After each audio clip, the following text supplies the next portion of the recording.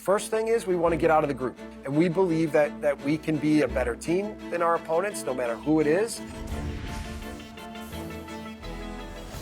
Welcome to another episode of Soccer North, the show where we cover everything Canadian soccer. The countdown continues. We are just over a week away until the World Cup. We are down to the wire. Today's show topics were honestly no-brainers. Of course, we'll get into Canada's roster announcement, the 26 men selected for the 2026 World Cup. We'll discuss Marcelo Flores, his unfortunate ACL injury, and the implications for the World Cup squad.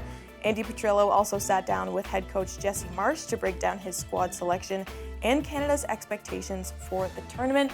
Joining me now to break down all of these important topics is a soccer analyst and co-host of the Footy Prime podcast, Amy Walsh. Welcome back. Hey, Mac. Thanks for having me. Thank you for being here. I told you the last time that we chatted that I was giving you an opportunity to tell everyone I told you so. Here we are. Roster comes out 100% on your test. Your predictions were spot on. Okay, the floor is yours. Congratulations. Thank you. I mean, I don't know what to say. With all the uncertainty here, I nailed it. So let's have a look at those selections now. There are 4 forwards. This is probably one of Canada's strongest positions. Promise David is included in that one. Looking at the defenders, there are 9 of them. Richie Laryea, Alistair Johnston, Moise Bombito probably being the names that stand out as they recover from injury. Alphonso Davies, of course, included in that as well. 10 midfielders, Jacob Schaffelberg makes the cut, as well as Marcelo Flores, who we'll discuss in a moment. And then 3 keepers, Crepeau, St. Clair probably being the no-brainers here, and then Owen Goodman is the 3rd. Amy, when you look at this roster overall, what stands out to you in terms of what Jesse Marsch really values in a player? I think first and foremost, I've got a list of, superlatives and qualities that he's looking for in each of those positional players that he's selecting. But one thing that stands out to me is trust. He's looking for guys who are going to be able to perform. They have to be athletic, they have to be intelligent footballers, they have to be resilient, they have to be adaptable. But beyond that, it's the understanding, an intimate understanding of the philosophy of play, the work rate, and the replication required of that work rate from minute 1 to minute 90 and through to stoppage time. And then the mental capacity to be able to still operate, still be technically sound, given the rigorous physical nature of the way that this team has to play in order to find success. So you look at the players selected, and these are players, you look at a Joel Waterman. A lot of people are shouting and crying out from the rooftop saying, this should have been a Ralph Priso. He's much better suited, even though he's coming off a hamstring injury, to play the type of football that Jesse Marsch asks his backline to play, particularly these center backs. They need that pace to be able to recover, to be able to play that high line, to keep the gap between the back line and the midfielders. But Joel Waterman has been a good soldier. He understands how to play this type of Marsch ball. And I think that trust is rewarded in a lot of the selections throughout this roster. But you have to be fast, you got to be strong, you got to be difficult to play against. So it's a demanding style, both physically and mental. But I think you look up and down this roster, these are guys from the moment that Marsch was hired and they had those tough tests versus the Dutch and the French. A lot of the same faces are going to be in that 11, injuries aside, come June 12th. It's interesting that you mentioned work rate there, Amy. Honestly, when I was looking at some of the video that was coming out of their pre-World Cup camp in Charlotte, it looked like a military camp. They were doing laps around the field. Work rate is absolutely one of the key factors here. And I think with trust, too, one of the names that come to mind is Promise David. Jesse Marsch instilled his trust in him and belief, knowing that he would be able to recover completely from his injury in time for the World Cup.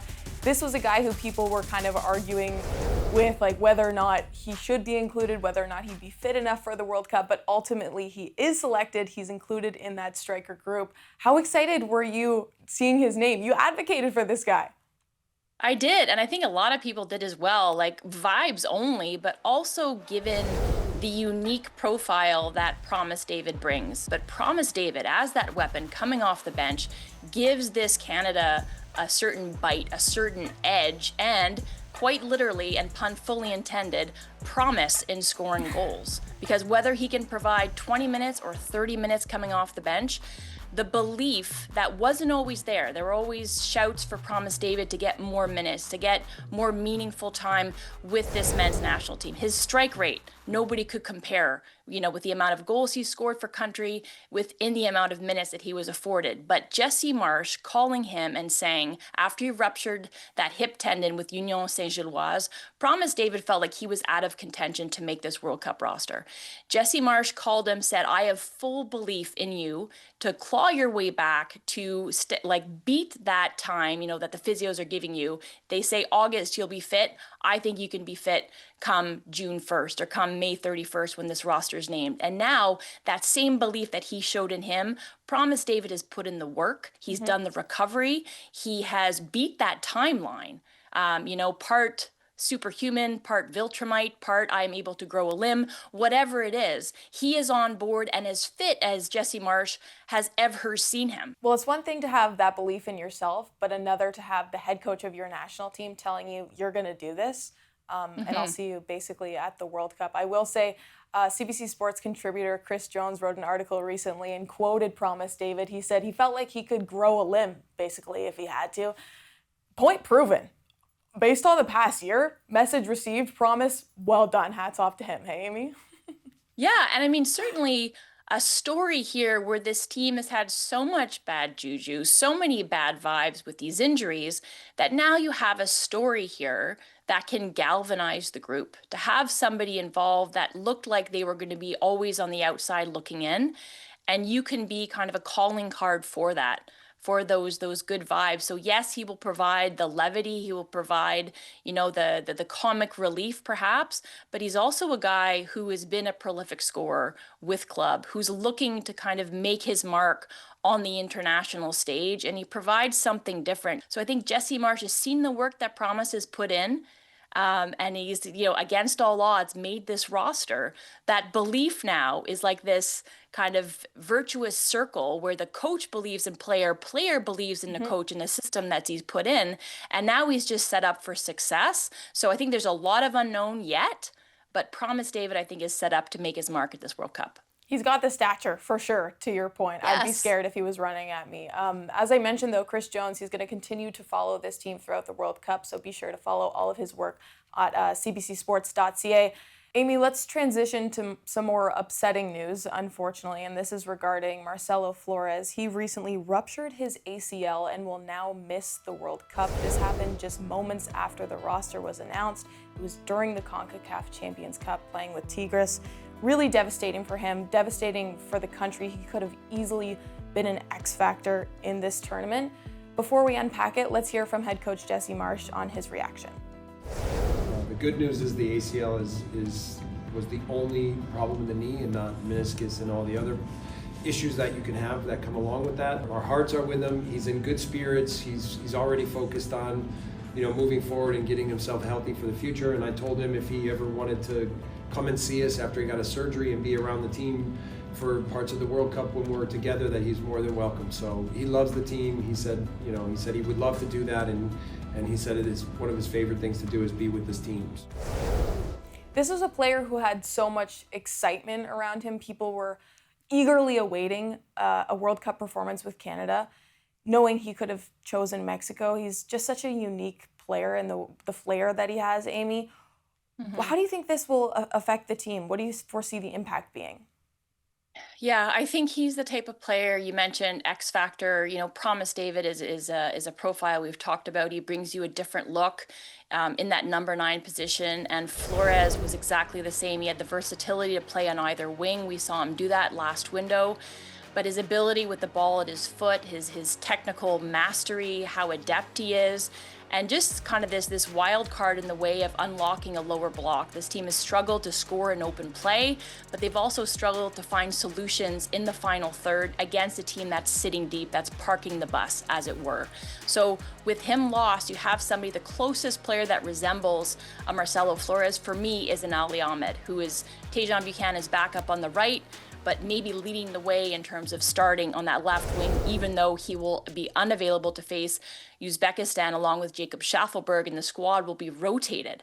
But it's a huge loss. And to watch that happening, I was nauseated. I was gutted for the player. You see his face just blanch, and he told his coach that he just felt his knee go. But I think this team is well enough situated kind of mentally so that they can bring a player in like that. He's 22 years old. His future looks so bright. He made the one-time switch to Canada. He will be on this team as they play in the World Cup in 2030, but it certainly affects both player and the way that Canada was going to deploy perhaps some changes to the game, first man up mentality. He was potentially the first sub off the bench for Jesse Marsch.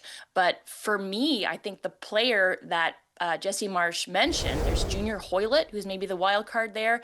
Dan Jebison, another front runner who's not really that kind of jinky, kind of beat you on the dribble player that Flores is, but he's another attacking-minded player. A player that he did mention really quick is Jason Russell-Rowe. And what I think we lose in Flores is also a player who can be deployed in the position that Jonathan David is in. Amy, in your mind, would there have to be something incredibly significant to occur in these two games for Jesse Marsch to change his starting 11 he already has, in his head at this point? Yes, absolutely. I think right now it's about the fitness and form of the injured player who are critical cogs within Marsch's system, like Richie Larea at left back, who is provided, in the absence of Alphonso Davies. He hasn't been with the team in over a year, so it's Richie Larea there. Is he fully healthy and ready to go? We will see that across these friendlies. Moise Bombito, is he ready to go coming off that broken tibia? I think you also look at that back line. Like Alistair Johnston played 290 minutes for Celtic, looks fit, looks to have his feet underneath him, but it's not a lot of minutes, right? So you're looking at that. I think you got Eustachio, you got Coney in the middle of the park. I think basically your front runners are a lock in John David and Kyle Larin. But I think the battle for left wing, we talked about it with Flores missing. There's the injury to Ali Ahmed. I think that is the only question mark within Jesse Marsch's envisioned starting 11 for June 12th. So a high-flying Liam Miller coming off, promotion to the Premier League with Hull City. Does he have the ability to punch his way into that starting 11? But I think the biggest question, Mac, we haven't talked about it yet, strangely, is the battle for the number one goalkeeper position. So those two keepers will share the net versus Uzbekistan, with Max Crepeau getting the first half, Dane Sinclair getting the second half. So a lot is riding on these performances. Like, they are intimately known by Marsch and technical staff and that goalkeeper coach. So how they perform versus, this team in Edmonton will dictate a lot of what Jesse Marsch does versus Ireland and who gets the gloves to start the World Cup versus Bosnia and Herzegovina.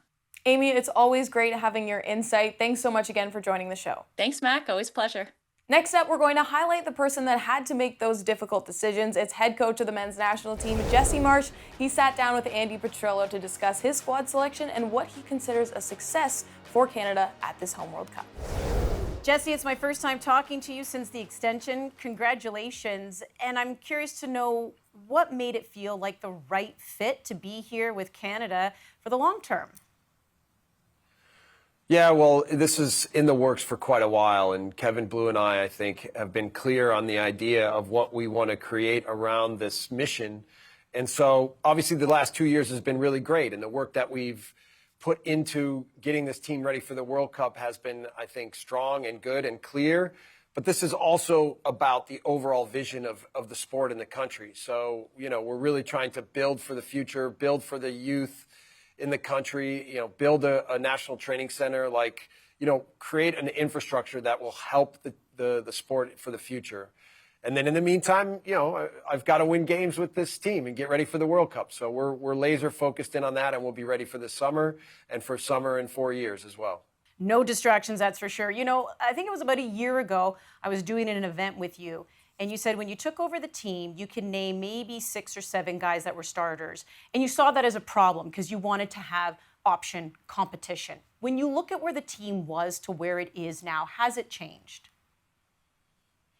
Yeah, well, through injuries in some cases, we've had to build a lot more depth, right? But we were also really bringing in a lot of young players, bringing in a lot of players, finding dual nationals, like building out the overall player pool. Because if you want to make a deep run in a tournament, whether it's Copa America, Gold Cup, and obviously the World Cup, you have to make sure that you have a lot more than just 11 players that are ready to perform at the levels that are required in these tournaments. So we've done that. And obviously we still have a little bit of an injury issue where we're going through and getting guys healthy. But man, we have so many good players now that are in the team, and makes it really difficult in terms of decisions to make for who to start on a different day. But it also gives us a lot of flexibility. I think it gives us the ability to be stronger from the bench. When we do have little injuries or whatever throughout the tournament, we know we can call on the next guy and he'll be ready to go. I mean, we really have a strong team. And so we're getting them fit, we're getting them healthy, and we're preparing them in every way to be ready to go. The motto heading into this, speaking to some of the guys, is 26 for 26. And a lot of these guys hoping they're going to be part of that 26-player squad. What went into your decision-making? You kind of just alluded to it there. I guess you're looking for certain types of players. And just how difficult is it when you have to tell someone they're not part of that 26? Look, I've developed really strong relationships with these guys. I've been really open. I've visited a lot of them in their clubs, and I think that the trust and belief in what we've created has been so much more than just what you see on the matches. And so even when I was calling certain players in, and we knew that there were going to be some difficult decisions, I was open with everybody about where they stood, what the likelihoods were, and then how it was fitting with the injuries and the progress of the team. So it's never easy, but I just find that if I'm open and honest with them, that they can at least understand why the decisions get made. You hate killing anyone's dream to play in the World Cup, right? But in the end, I think they're all so proud to represent the country and they're all so connected with each other to do whatever is necessary to make sure that we can be successful. So I'm lucky to coach this national team. I'm lucky to coach these men. And we want to just make sure that we represent all of that with our performances in each game. Well, a question we love to ask here in the media, of course, is now that you've been with these guys for a while and you're putting this team together, what's the identity of Team Canada? Yeah, we're aggressors. We like to play with speed and power. We like to make the opponent uncomfortable. We like to play, in transition. So that's what you will see. And, I think it'll be a fun team.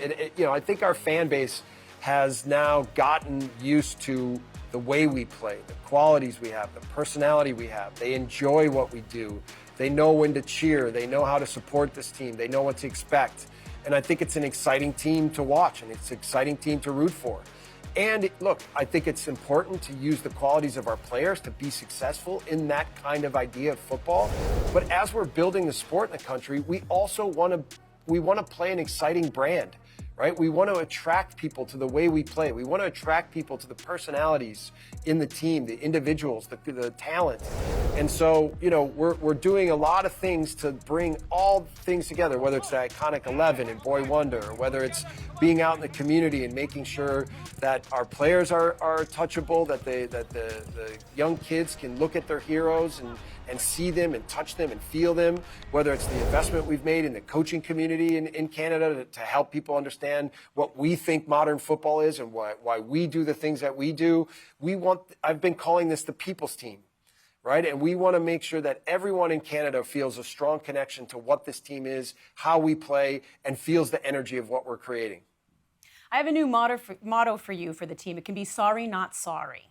It's also just very Canadian because we love to say sorry, but not really because now we're aggressive. Yes. So you can use that one. Let's talk Alphonso Davies. I like it. Yeah, he's the big name, and I know you've already said looks like that first game won't be ready, but are you confident he can still have an impact in this World Cup? Yeah, he definitely will. We're going to get him healthy as quickly as possible, but also do it in a way where we're not risking further injury with him. I think that's been one of the things that's happened to him over the last 6 months is he's been rushed back to play too much and he's been exposed physically too often, and then it's caused him to have another setback, and we definitely don't want to do that. So we're going to be aggressive, but we're going to be cautious, and we're going to put him in position to succeed. And I do believe that as the tournament goes on and he can get himself healthy and put minutes into into the team and into the games, that will be a real boost for us, and it'll be a real boost for the country. So, you know, we're focusing a lot on our relationship with Bayern Munich, where he plays on a daily basis, to make sure that all of his rehab is going the way that we need it to go, and that we make sure that we give him the best chance to be healthy, to be strong, and be ready to perform. Have you been able to talk to him and just see where his spirits are at? Yeah. I mean, look, he's had a tough 2 years of dealing with injuries and little setbacks. And obviously, for a young man who loves to play the game and who plays at such a high level, it's very difficult for him at times to see the light at the tunnel, to feel the positivity. But I've just tried to be supportive and positive with him the whole time, and you know, let him know that through these struggles that he's not alone, that we're all with him, that we're all trying to do everything we can to make him feel more secure and stronger about everything he's doing. But look, this is what professional sports is. And when you're a high-level player, you have to go through tough moments. And in tough moments, you have to be ready to respond and be positive and know that you're strong and that you're good and that you're ready to go. And so once he gets here, he'll be excited. The energy of the country, the energy of the team, I think everything will be trending in the right direction, just like it has with all our other guys. And we're going to make sure that we set him up to succeed. Well, speaking of all this energy and, yes, this aggressive style of play, and with it being a home World Cup and everything as well, playing in Toronto, then the other group stage games in Vancouver, how do you also make sure that your players, they can walk that fine line without going over? And, of course, what I'm alluding to is, you know, a red card. How do you keep those emotions high but not jump off the cliff, so to say? I think one of the thit's that we have is we've had a real clear process over the last 2 years. I think we have a really clear identity. And we're pretty calm. You know, it's important that we develop a real ease to the way we do things, and that we reinforce all the right things to just be ready for the matches and not be thinking too much about the occasion. That will get tested more and more once we get to Edmonton, and then Montreal, and then Toronto and Vancouver, and the hype around the team continues to grow. But in the end, for us, right now, we're focused on 3 matches and one at a time. And really, it's Uzbekistan, and then Ireland, and then Bosnia, and so on and so forth. And I think that the team's concentration and discipline in all moments to understand what we need to be, and the experience that they have from the last World Cup, the experience they have from playing at big clubs in Europe and having big pressure situations, has all prepared them for where we are right now. So it's just little reminders, and then my ability to help the team just stay focused and calm and be ready for every moment and every day. I know oftentimes teams want to keep this close to the vest when we ask about expectations, and I'm sure you've heard every pundit say, oh, a win, it'd be considered an expectation, or getting out of the group, or winning the group. Have you set those for yourself, and are you willing to share them? Well, look, from the beginning, I said that what I wanted to do was create a process where I helped this team believe that they could truly beat anyone. And the beauty of right now is we know we're there. First thing is we want to get out of the group. Right? We really respect our opponents, but from the beginning, before we even knew our opponents, I also said it was very clear that if we wanted to have a successful tournament and make a deep run, the best thing to do was to win the group, because then we stay at home in Vancouver. That's the structure of our group play situation. But we believe that we can systematically go day by day, game by game, half by half, moment by moment, and we believe that we can be a better team than our opponents, no matter who it is, and that we can find a way to get a win. And then move on. So tournament play is like that. Like, every moment matters. Every goal matters. So our focus and concentration to be exactly what we want to be and just operate at our highest level is exactly what we're lasered in on. I remember a story Alphonso Davies shared with me once, where he said when he was telling his teammates at Bayern that he was going to go and, you know, represent Canada. This was a few years back. They were kind of like, well, what is it that you're doing? What is it that you can possibly accomplish?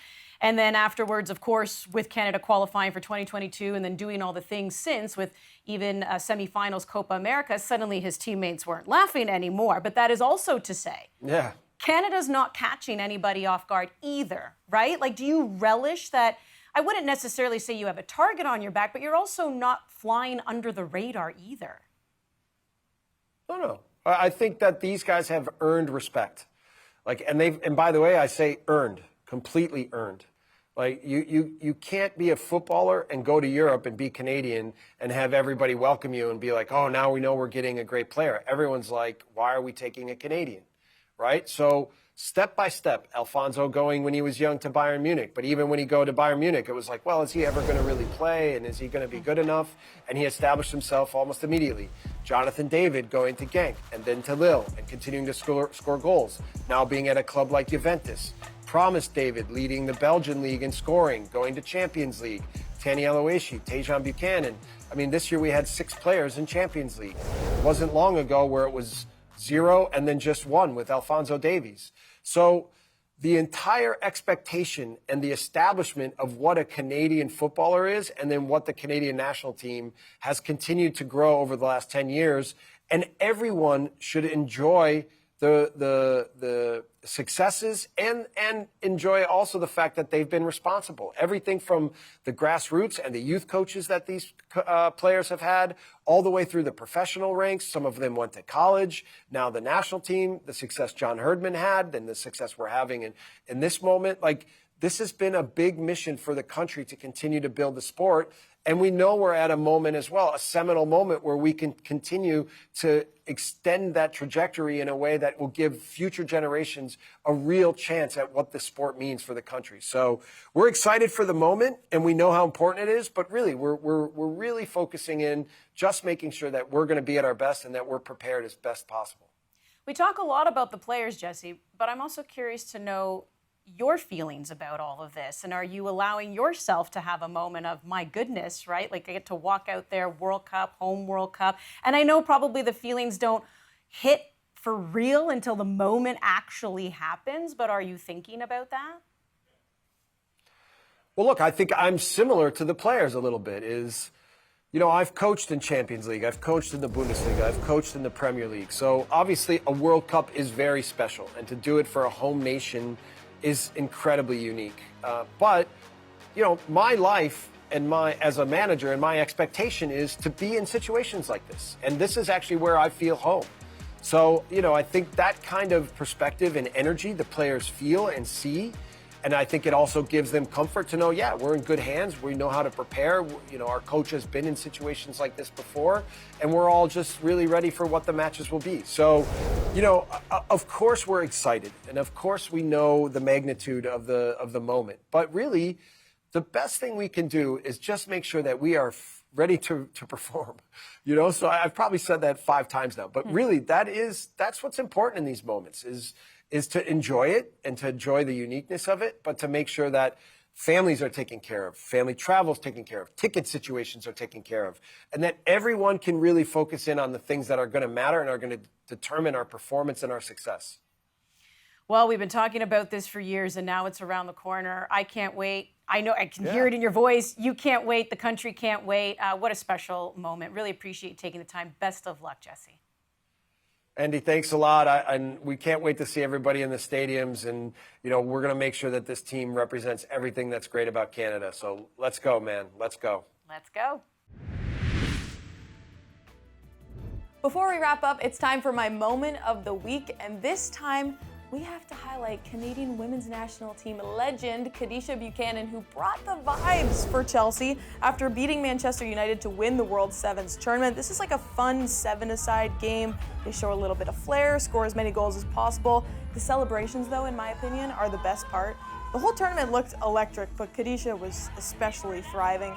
By the way, the Canadian women's national team are getting set for their upcoming international window, where they'll play on June 9th. So we'll get into that a little bit more next week. It'll be an important one as the group inches closer to World Cup and Olympic qualifiers in November.